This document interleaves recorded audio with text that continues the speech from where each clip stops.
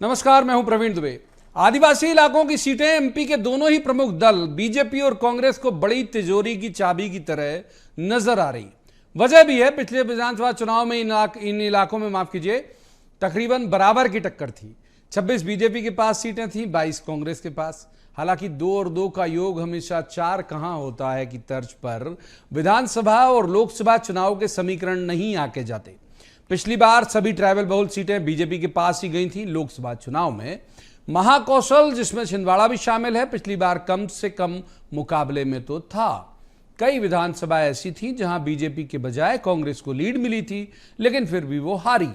प्रधानमंत्री नरेंद्र मोदी 7 अप्रैल को जबलपुर आ रहे हैं और उनका 9 अप्रैल को बालाघाट का दौरा भी प्रस्तावित है। कांग्रेस के स्टार राहुल गांधी 8 को मंडला में सभा करने वाले हैं। मोदी विधानसभा चुनाव के पहले और बाद में सभी ट्राइबल सीटों पर आ चुके हैं। राहुल प्रियंका भी आए थे। बात आज इसी की करेंगे कि महाकौशल और खास तौर पर ट्राइबल इस बार किसके लिए मजबूत और किसके लिए कमजोर कड़ी। कांग्रेस के लिहाज से यहां की सियासी बल्दियत बीते कई सालों से कमलनाथ के पास थी, लेकिन इस बार के चुनाव में ना तो उन्होंने टिकट बांटे और ना ही जिताकर लाने की गारंटी लेंगे। उनका अपना किला छिंदवाड़ा यूं भी दरका रही है बीजेपी आतन गंभीरता से चुनाव लड़ने की शौकीन है, तो वो पूरी ताकत इस तथ्य को ध्यान में रखकर झोंक रही है कि आदिवासी जितने उनके पास आ सके उतना ही अच्छा। किसे फायदा किसे नुकसान, और छिंदवाड़ा जो कि इसी इलाके का हिस्सा है, वहां मोदी राहुल जाएंगे भी या नहीं, या बीजेपी ने उसे संगठन के भरोसे छोड़ दिया और कांग्रेस ने व्यक्ति के भरोसे। बहुत सारे ऐसे सवाल जिन्हें लेकर खास पैनल के पास जाएंगे और कहेंगे जवाब तो देना होगा, लेकिन रस्मन सबसे पहले आपको दिखाते हैं एक रिपोर्ट, देखिए।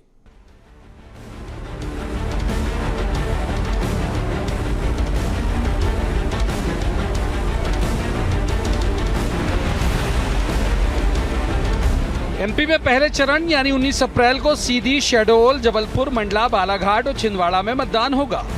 ये अधिकतर या तो ट्राइबल बहुल सीटें हैं या यहाँ ट्राइबल निर्णायक वोटर की भूमिका में है।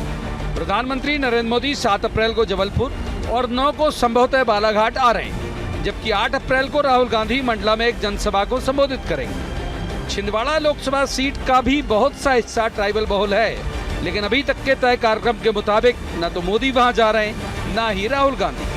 अलबत्ता राष्ट्रीय अध्यक्ष जेपी नड्डा जरूर 6 अप्रैल को छिंदवाड़ा में बैठक और सभाएं दोनों करेंगे। पिछले लोकसभा चुनाव में भी प्रधानमंत्री नरेंद्र मोदी की छिंदवाड़ा में कोई रैली नहीं हुई थी।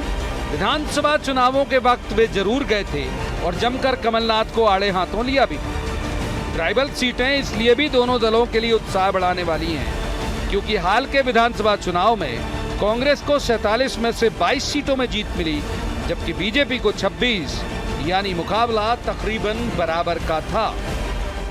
कांग्रेस का फोकस सिर्फ वोट बैंक पर रहा, इसलिए ना तो अब वो वोट बैंक उनके साथ है और ना ही उस वोट बैंक का 75 सालों के आज़ादी के इतिहास में विकास हो सका। भारतीय जनता पार्टी की सरकारें जब आई, उन्होंने आदिवासी समाज के लिए जो आमूलचूल निर्णय लिए, उसका परिणाम ये है कि आज वो भी मुख्य धारा में है और उसके जो नायक थे, प्रतिमान थे, वो सब आज भारतीय जनता पार्टी ने स्थापित किए हैं। ये चुनाव ऐतिहासिक मत प्रतिशत आदिवासी समाज जो भारतीय जनता पार्टी को देगा, उसका एक साक्षी बनेगा। कांग्रेस के साथ इस बार इन्हीं इलाकों में दिक्कत कुछ ज्यादा है, इन्हीं यानी पूरे ट्राइबल बेल्ट में, खास तौर पर महाकौशल और विंध्य में। यहाँ अमूमन सारी जिम्मेदारी कमलनाथ के पास होती थी, लेकिन इस बार तस्वीर बदली है। कमलनाथ अव्वल तो बेटे की सीट बचाने में उलझे हैं, दूसरा इस बार ना तो प्रत्याशी चयन में उनकी भूमिका थी, ना ही जिताकर लाने में होगी। रही सही कसर उन लोगों ने पूरी कर दी जिन्हें कांग्रेस में रहने पर कांटे चुभ रहे हैं, और कई बड़े नेता आए दिन बीजेपी में शामिल हो रहे हैं। राहुल गांधी और प्रियंका गांधी दोनों ने इन इलाकों में विधानसभा चुनाव के वक्त भी दौरा किया था, लेकिन बहुत उत्साहजनक नतीजे नहीं आए थे। हालांकि आदिवासी ने अभी कांग्रेस को पूरी तरह से नकारा नहीं है, और यही एकमात्र संजीवनी कांग्रेस को नजर आ रही होगी। वो ऐसा मान के चलते हैं कि ट्राइबल वोट कांग्रेस का ट्रेडिशनल वोट है, और लाख प्रयत्न वो लोग कर रहे हैं ट्राइबल एरिया में। उनके एनजीओ काम कर रहे हैं, उनके अनुषंगिक संगठन काम कर रहे हैं, लेकिन कांग्रेस का जनाधार वो हिला नहीं पा रहा है। किसी पार्टी का जब मुख्य नेता किसी क्षेत्र में प्रचार करने जाता है, लोगों तक राष्ट्रीय मुद्दे और अपनी नीति रीति पहुंचती है, और इस दृष्टि से और राहुल गांधी हमारी पार्टी के नेता भी हैं, तो उनकी उपस्थिति का लाभ पार्टी को मिलेगा। देखा जाए तो लक्ष्य बीजेपी के लिए ज्यादा बड़ा है, क्योंकि उसे सर्वोच्च सूचकांक तक पहुंचना है, यानी पूरी 29। कांग्रेस यदि पिछली बार की तुलना में एक सीट भी अधिक पा जाएगी तो वो फायदे में कहलाएगी। बीजेपी इसीलिए कोई कसर नहीं छोड़ना चाहती, जबकि कांग्रेस आक्रामक प्रचार के बजाय अपने वोट बैंक पर ही ज्यादा निर्भर है। कुल मिलाकर कह सकते हैं कि ट्राइबल इलाके के वोटर्स एमपी के संदर्भ में निर्णायक तो इस बार भी होंगे ही। Bureau report, BSTV। तो उन खास मेहमानों का मैं आपसे तारुफ सबसे पहले करा देता हूं, जिनके साथ हम इस चर्चा को आगे बढ़ाएंगे। हमारे साथ राम पांडे, कांग्रेस के विद्वान ऊर्जावान प्रवक्ता हैं। राम जी का बहुत बहुत स्वागत है। दूसरी मेहमान है डॉक्टर वाणी आहलूवालिया, ये बीजेपी की विद्वान ऊर्जावान प्रवक्ता हैं। डॉक्टर वाणी का भी बहुत स्वागत। और तीसरे मेहमान है रमेश शर्मा, बहुत वरिष्ठ पत्रकार हैं, बहुत अच्छे राजनीतिक विश्लेषक हैं। शर्मा जी का भी बहुत बहुत स्वागत है। शुरुआत करते हैं वाणी जी से।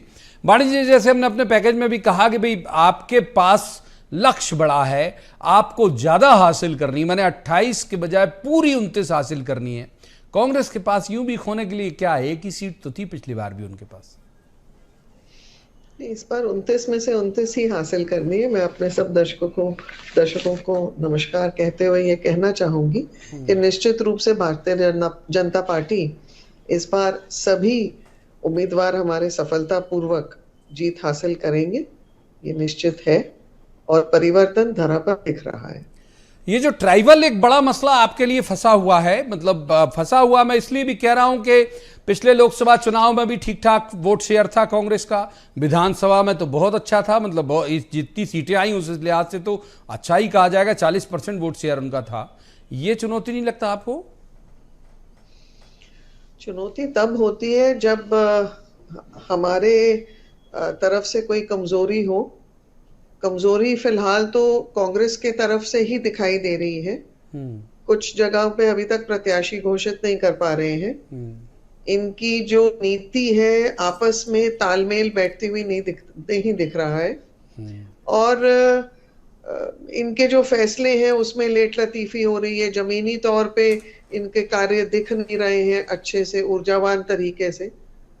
तो सोच समझ के तो इनको आगे बढ़ना है। ठीक है, राम जी को इन कर लेते हैं। राम जी, ट्राइबल आपके साथ है, जैसे हमने कहा भी भाई वो दिखता भी है। तो अभी के भी चुनाव में 7 सीटें अगर छिंदवाड़ा में आ रही, मंडला में ठीक कर रहे हो आप, डिंडोरी में ठीक कर रहे हो, शहडोल उसके आसपास ठीक कर रहे हो, मतलब ये है। लेकिन लोकसभा में चला जाता है, मतलब आपको लीड भले ही मिल जाए, वोट शेयर भले ही मिल जाए, सीटों में कन्वर्ट नहीं होता। आपको नहीं लगता बड़ा चैलेंज है आपके सामने?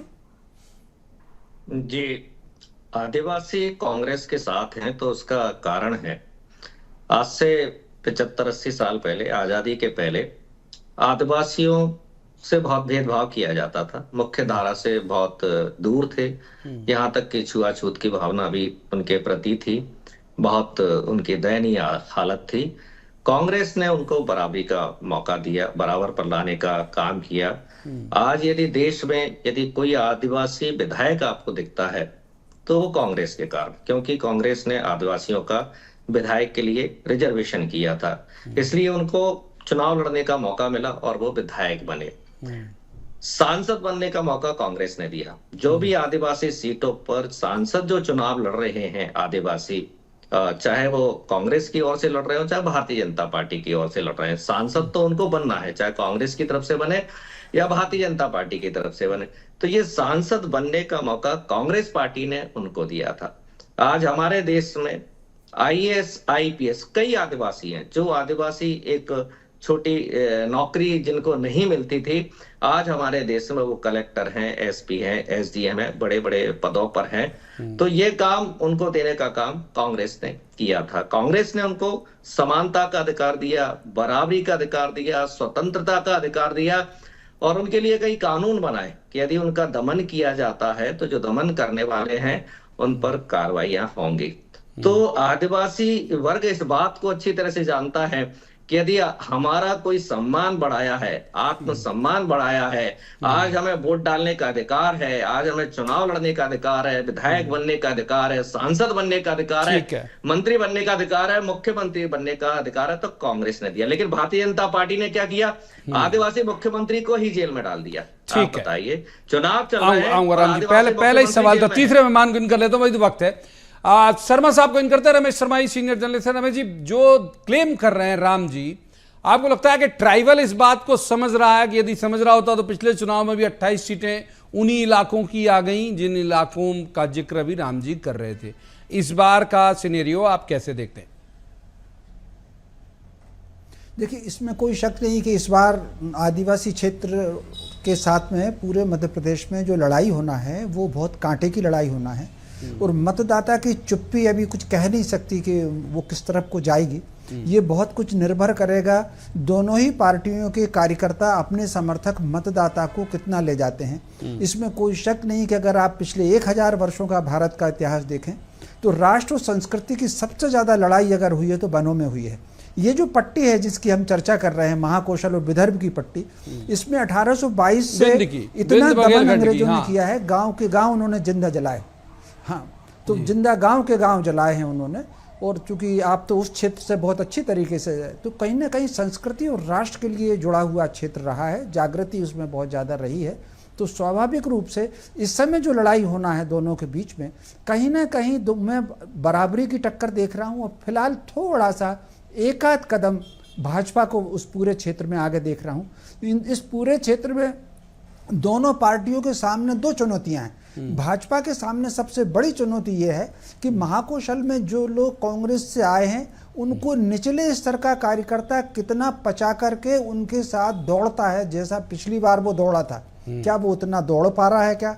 एक बात ये भाजपा को देखना है। दूसरा, कांग्रेस को भी ये देखना है कि उनके जो बड़ी बड़ी संख्या में लोग चले जा रहे हैं, मीडिया में जो बराबर आ रहा है, उसको लेकर के निचले स्तर के कांग्रेस के कार्यकर्ता में भी जो असहजता आ रही है उसको दूर करके वो कैसे काम पर लगाते हैं, इस पर दोनों पार्टियों का वो निर्भर करेगा। छिंदवाड़ा का तो बहुत ज़्यादा दिख ही रहा है कि क्या उसमें परिणाम भविष्य में होगा। लेकिन एक बात जरूर प्रवीण जी है, भाजपा जितना जोर छिंदवाड़ा पर लगा रही है उस छिंदवाड़ा के कारण उनकी 2-3 सीटों पर संघर्ष बढ़ रहा है। मोटे तौर पर 29 में से 24-25 सीट की तस्वीर एक अलग दिख रही है, 4-5 सीट की तस्वीर अलग दिख रही है। तो भाजपा जितना फोकस छिंदवाड़ा पर कर रही है उसके कारण उनके पास 2-3 और सीटों पर संघर्ष है। जी, एक बार इन कर लेते हैं हम। डॉक्टर वाणी, महत्वपूर्ण बात शर्मा जी ने भी कही, मैं भी महसूस कर रहा हूं। आप देखिए कि हम विधानसभा चुनाव के पहले से देख रहे हैं, अभी प्रधानमंत्री शहडोल गए, अभी फरवरी में झाबुआ आए, मंडला वो कम से कम 4 बार मैं देख चुका हूं प्रधानमंत्री नरेंद्र मोदी गए, शंकर शाह रघुनाथ शाह जी के लिए आपके जबलपुर में अमित शाह जी भी गए। बहुत सारे उनके जो प्रतिमान हैं, उनके जो आराध्य हैं, उन सबको बहुत अच्छे से महिमा मंडित भी किया आपने, रानी कमलापति स्टेशन बनाया। इस सब के बावजूद विधानसभा चुनाव में उस इलाके में कांग्रेस को ठीक ठीक नंबर मिले। क्या वजह आप मानती हैं? ट्राइबल क्यों उतना प्रेम नहीं आपकी तरफ दर्शा पा रहा है? देखिए, हमारे जो ट्राइबल्स हैं, जो जनजाति क्षेत्र के लोग हैं, ये बंधु बहुत सीधे साधे सरल सोच वाले हैं।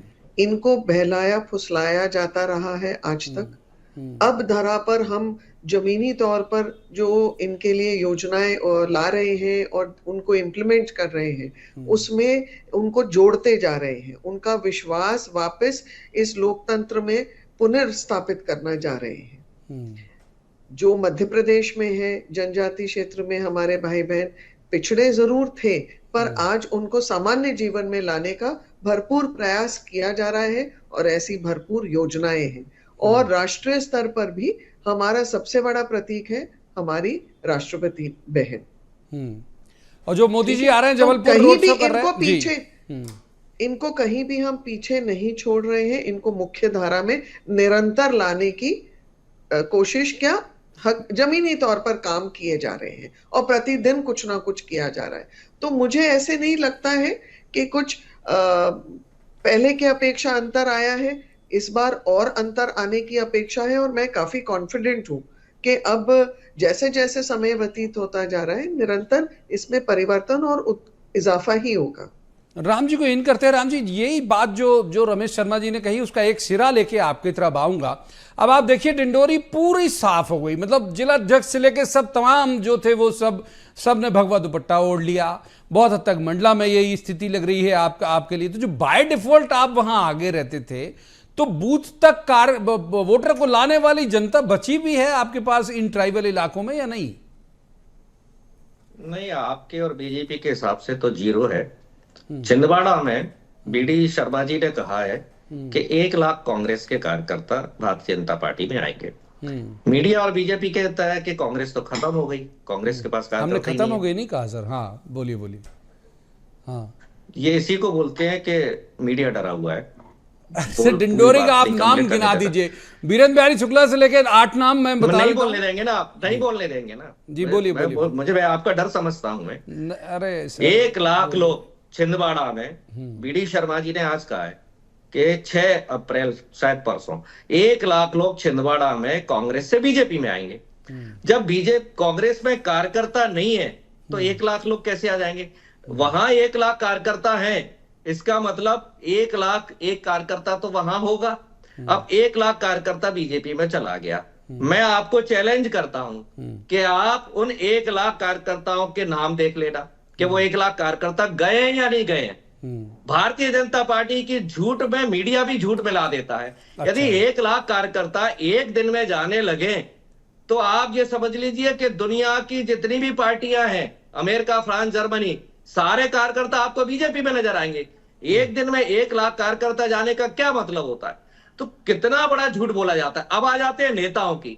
अब किसी नेता को 50 करोड़ दिए जा रहे हैं तो उस नेता की चॉइस बन जाती है मैं जाऊं या नहीं जाऊं। तो हर नेता 50 करोड़ स्वीकार नहीं करता है। जो स्वीकार कर लेता है वो बीजेपी में चला जाता है, नहीं करता है वो नहीं जाता है। अब ईडी की जांच चल रही है, किसी नेता के कनपट्टी पर ईडी की बंदूक लगी है तो कोई नेता डर जाता है तो वो बीजेपी में चला जाता है, जो नहीं डरता है वो जेल में चला जाता है, और भी नहीं डरता है तो वो संघर्ष करता रहता है। अब आप इतनी सारी बातें कर रहे हैं, आदिवासी पर बात चल रही है, लेकिन आपने एक बार भी नहीं कहा कि आदिवासी मुख्यमंत्री को चुनाव प्रचार के दौरान जेल में डाल दिया गया है। आदिवासी मुख्यमंत्री चुनाव प्रचार भी नहीं कर सकता। हमारे बारे में बोला जा रहा है कि हम मिसगाइड किया, हमने मिसगाइड करके उनको आईएएस बना दिया, प्रोफेसर बना दिया, हमने आईपीएस बना दिया, उनको विधायक बना दिया, सांसद बना दिया, उनके लिए ट्राइबल स्कूल खोल दिए, ट्राइबल हॉस्टल खोल दिए। आज जितनी भी देश में आदिवासियों के लिए योजनाएं चल रही हैं, आप सारी पढ़कर देख लेना।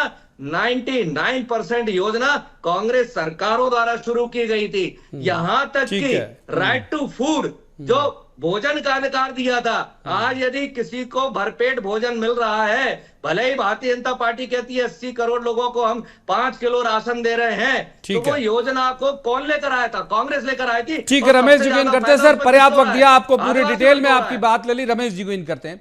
रमेश जी, सबकी कनपटी में रिवाल्वर होगा, सबके पास 5 करोड़ के। पचौरी जी को कितने मिले होंगे? अरुणोदय चौबे को कितने मिले होंगे? मेयर जबलपुर को कितने मिले होंगे? या जिसका राम जी ने बहुत अच्छे से स्लिप कर गए, डिंडोरी का जिलाध्यक्ष पूरा का पूरा संगठन आके यहाँ दुपट्टा ओढ़ रहा है, तो वो ओढ़ रहा है तो दिख रहा है। हम 1 लाख तो कह भी नहीं रहे, 1 लाख का क्लेम भी नहीं किया। ये आपको नहीं लगता कि ये जो वो सवाल मैं राम जी की तरफ लेके गया था, रमेश शर्मा, ये आपके लिए लेके जाऊंगा, ट्राइबल इलाके में बूथ तक लाने लायक कार्यकर्ता बचे हैं क्या वोटर को? देखिए, मोटे तौर पर निचले स्तर पर तो कार्यकर्ता होगा, लेकिन ये जो बीच वाला कार्यकर्ता हमेशा 3 श्रेणी के होते हैं हर दल में। एक तो वो लोग होते हैं जो विधायक बनते हैं, मंत्री बनते हैं, सांसद बनते हैं, और दूसरा जो निचले स्तर का एक जमीनी कार्यकर्ता होता है, उसके और मंत्री के बीच में जो सेकंड लाइन होती है, एक वो भी होती है। भाजपा में जो आ रहे हैं, फर्स्ट लाइन के और सेकंड लाइन के कार्यकर्ता आ रहे हैं। जो निचले स्तर का जमीन का कार्यकर्ता है उसमें आए हैं कुछ लोग, लेकिन उसमें उतने नहीं आए हैं जितने क्लास 1 के, मतलब प्रथम श्रेणी के, द्वितीय श्रेणी के कार्यकर्ता आए हैं। तो निचले स्तर पर तो है, लेकिन कांग्रेस के सामने चुनौती यह है कि उस कार्यकर्ता को सक्रिय करके अपने समर्थक मतदाता को वो कैसे लेके जाएगा। कांग्रेस का अपना एक वोट बैंक है, कांग्रेस के वोट बैंक से कोई इनकार नहीं कर सकता। मैंने भी बात की शुरुआत वैसी करी थी कि फिक्स वोट बैंक है। हाँ, हाँ, निश्चित रूप से उनका एक फिक्स वोट बैंक है, लेकिन उस वोट बैंक को आप कैसे लेकर के जाएंगे मतदान केंद्र तक, ये एक बड़ी चुनौती है। लेकिन इसके साथ साथ प्रवीण जी एक बात और मुझे लगती है, राजनीतिक दृष्टि से कोई चाहे कुछ भी कहे वो अपनी बात है, लेकिन मुझे नहीं लगता कि सुरेश पचौरी जी हों या संजय शुक्ला हो इंदौर वाले या डिंडोरी चौबे हों या इनमें से किसी ने कोई पैसा लेकर के आया होगा।